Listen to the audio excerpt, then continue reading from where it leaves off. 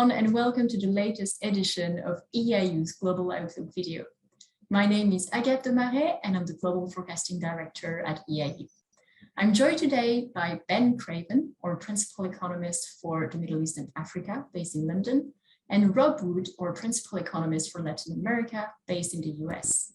And today we're going to have a discussion around debt levels in emerging countries with a specific focus on Latin America and Sub-Saharan Africa. Why does that matter? Because the coronavirus pandemic has sent debt levels soaring, and this has raised many questions about the ability of emerging countries to reimburse their debts down the road. So first, I'm going to turn to you, Ben, to take a look at this topic from the Sub-Saharan Africa angle. And perhaps as an intro question, what does the situation look like in the region? Yeah, well, you're absolutely right, Agathe. Debt in Africa has risen rapidly. By the end of 2021, we estimate public debt to equate to 57.5% of GDP. And that's a full 10 percentage points higher than the outturn on 2019.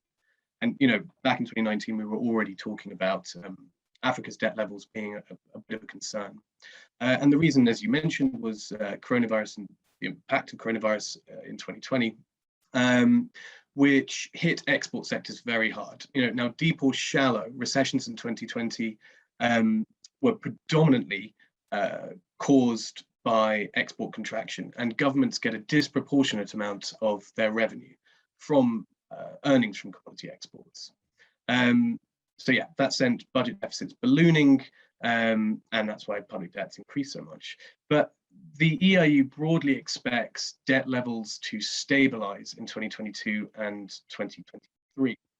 There are several reasons for this.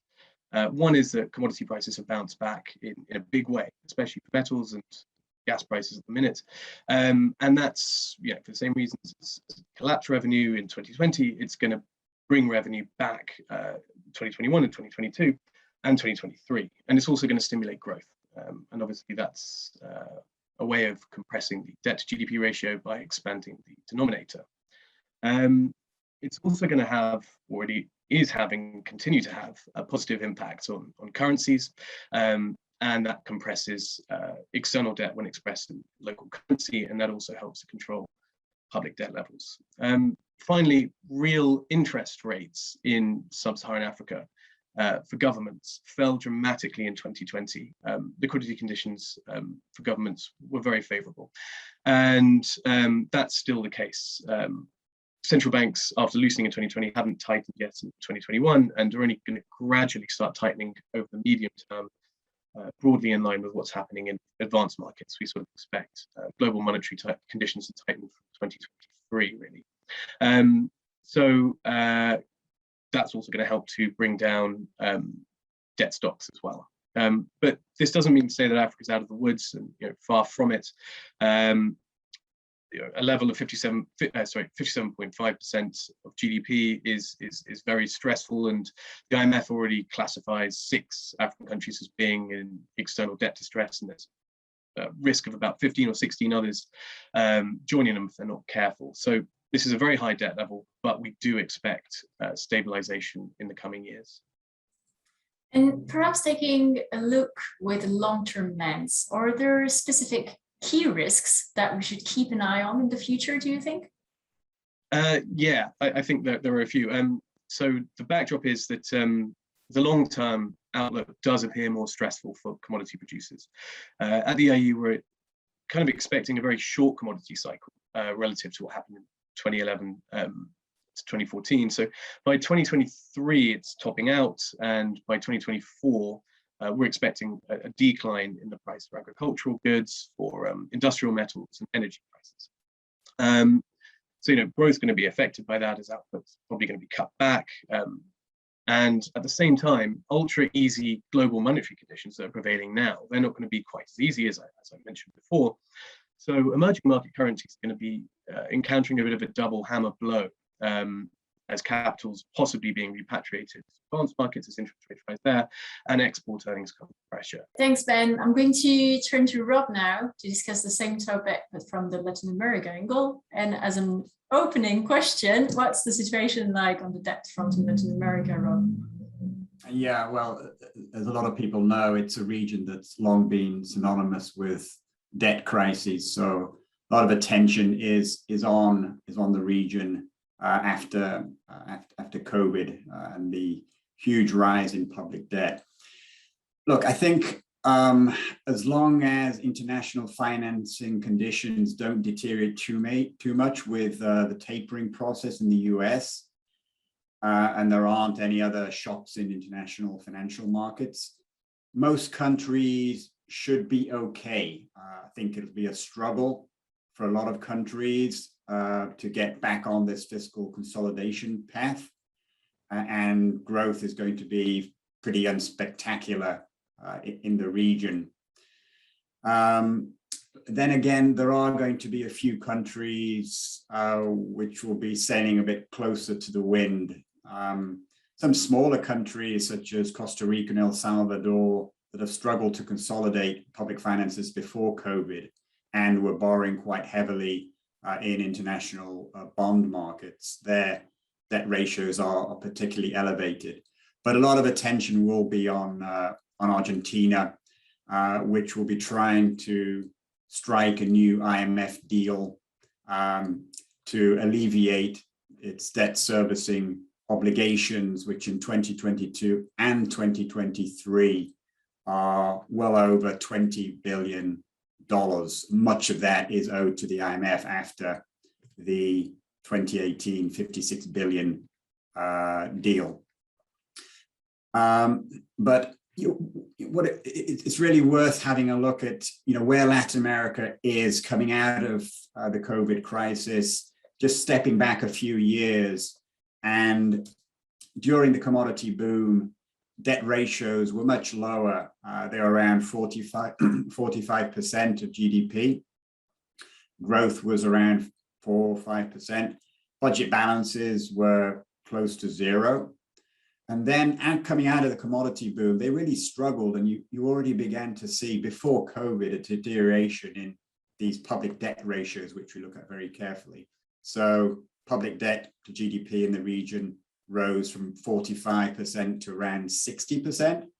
And then with COVID, the hit to GDP, but also a lot of countries a lot of governments loosened their fiscal belts, and budget deficits rose by 5-10 percentage points of GDP. And that lifted public debt over 70%.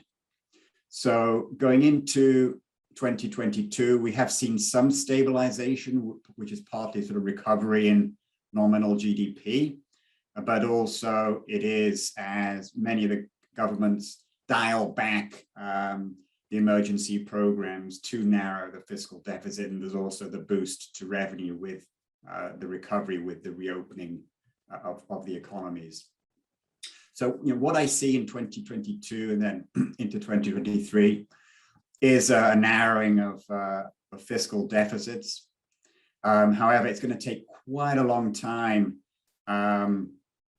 before we see budget balances returning to that period after the commodity boom, when these economies weren't doing that well anyway.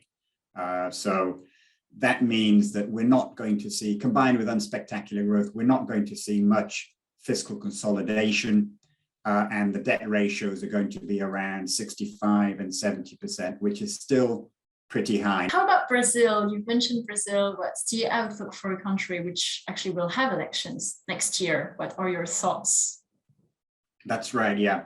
Well, right now, the focus is on the uncertainty around the budget for 2022. Brazil has these very rigid public spending cap rules, which serve as an anchor for fiscal credibility. And right now, the government is trying to see how it can increase social spending. And this is partly to sort of a drive by the president, Jair Bolsonaro, to boost his flagging re-election chances.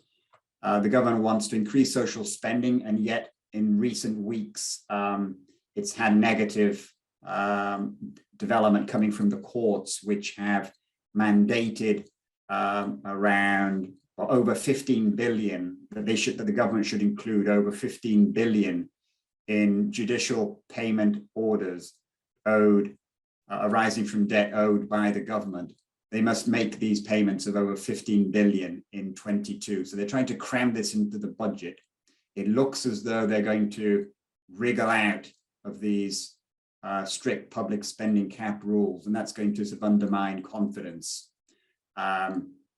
around the fiscal path in 2022 and in 2023. I think 2022 should be okay for Brazil. It's one of those countries that doesn't rely too heavily on external borrowing, so it's mostly from the domestic capital markets. And then I think the focus is going to be, well, of course, as you mentioned, there are the elections, and it's going to be a very polarizing contest. I think there's going to be a lot of, it's going to be quite a tumultuous year for Brazil, with investors looking not just at which candidate is going to have the greatest chance of becoming president in 2023, but whether whether there's this risk around a potential rupture in the institutional processes. Mr. Bolsonaro has warned that he won't recognize the results of the elections in October unless he actually wins. So that's going to be a focus of investor attention next year. Thanks so much, Rob and Ben. We're going to come to the end of our video now. I hope that you've enjoyed watching the video as much as I did. Thanks so much for joining. You can always find our latest analysis on our website, www.eiu.com. You can keep an eye on our latest research on the impact of the coronavirus pandemic on supply chains, on global vaccination timelines, or on the impact of the US withdrawal from Afghanistan in the geopolitical perspective. You can also follow us on Twitter @DEIU, and also on our personal Twitter accounts, and hopefully our handles which show nicely on your screen. Thanks very much for joining and watching the video. Thank you. Goodbye.